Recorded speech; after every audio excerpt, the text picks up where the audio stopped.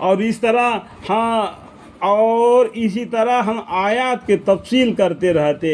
اللہ تعالیٰ نے قرآن کے ذریعے آیتوں سے تفصیل سے فرماتے ہیں، اور تاکہ مجرموں کا طریقہ ظاہر ہو جائے. جو مجرم لوگ ہیں ان کا طریقہ کیا ہے، جو مسلمان ہیں ان کا طریقہ کیا ہے، یہ ظاہر ہو جائے کہ ان لوگوں کو کس طریقے سے زندگی گزار رہے، یہ مسلمان لوگ کس طریقے سے زندگی گزار رہے. یہ کیا کہ پاکی ناپاکی، یعنی پاک رہتے ہیں مسلمان لوگ. پیشاب کو جاتے بھی پانی لے لاتے اور بھی غسل کر لیتے، بالکل ناپاک نہیں رہتے. ان کا طریقہ الگ ہے، ہمارا طریقہ الگ ہے. ٹھیک ہے. آپ کہہ دیجیے کہ یعنی پیغمبر، دیکھو آپ کہہ دیجیے کتنے جگہ پر ہمارے پیغمبر صلی اللہ علیہ وسلم کا نام انڈائریکٹ میں آ گیا.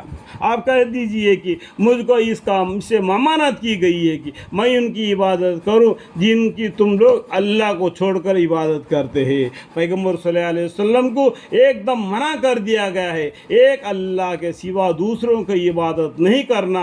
جن کو یہ لوگ عبادت کر رہے اللہ کو چھوڑ کر، پیڑوں کو، پتھروں کو، گائیوں کو، بھینسوں کو، اور بھی ہر چیز کو یہ لوگ اللہ اللہ کہتے. یہ ان سے یہ اللہ کہتے. ہم مسلمان کیا کہتے؟ یہ اللہ کا ہے کہتے. کا مطلب ہے ان کافروں کو اور مسلمانوں کے بیچ میں کیا فرق ہے؟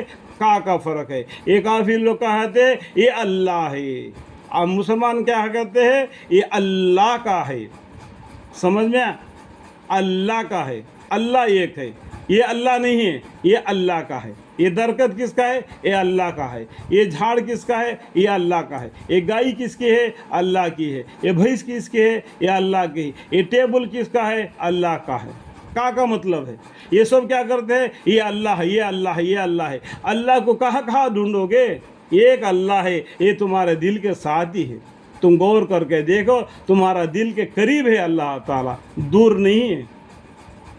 ٹھیک ہے. ان کی عبادت کرو. جی یعنی اللہ تعالیٰ نے ان پیغمبر صلی اللہ علیہ وسلم کو منع فرما دیا. آپ کہہ دیجئے کہ مجھ کو اس سے ممانعت کی گئی ہے کہ میں ان کی عبادت کروں جن کی تم اللہ کو چھوڑ کر عبادت کرتے ہو. آپ کہہ دیجئے، دیکھو دوبارہ آپ کہہ دیجئے، یعنی محمد مصطفیٰ صلی اللہ علیہ وسلم کہہ دیجئے کہ میں تمہارا خیالات کا اتباع نہ کروں گا، کیونکہ اس حالت میں تو میں بے رہا ہو جاؤں گا. بالکل تمہارے طرف کان بھی نہیں لگا دیں گے اور تمہاری طرف دیکھیں گے بھی نہیں. اگر اس طریقے سے ہو جائے گا تو بے راہ ہو جاؤں گا. اس لیے بالکل الگ تھلگ ہو جائیں گے، ان کے طرف نہ بھی دیکھیں گے، ان کے طرف کان بھی نہیں لگائیں گے، اور راہ پر چلنے والوں میں نہ رہوں گا. اگر تمہارے ساتھ رہوں گا، تمہارے ساتھ چلتے پھرتے رہوں گا، اور میں بھی بے راہ ہو جاؤں گا. اس لیے ڈرتا ہوں کہ میں تمہارے بالکل خیال نہیں کریں گا، اور وہ راہ پر چلنے والوں میں نہ رہوں گا. تو ہمارے پیغمبر صلی اللہ علیہ وسلم سے کہتے، ان لوگوں سے کہہ دیجئے کہ میں تمہارا خیالات کا اتباع نہ کروں گا، کیونکہ اس حالت میں تو میں بے راہ ہو جاؤں گا اور پھر راہ پر چلنے والوں میں نہ رہوں گا.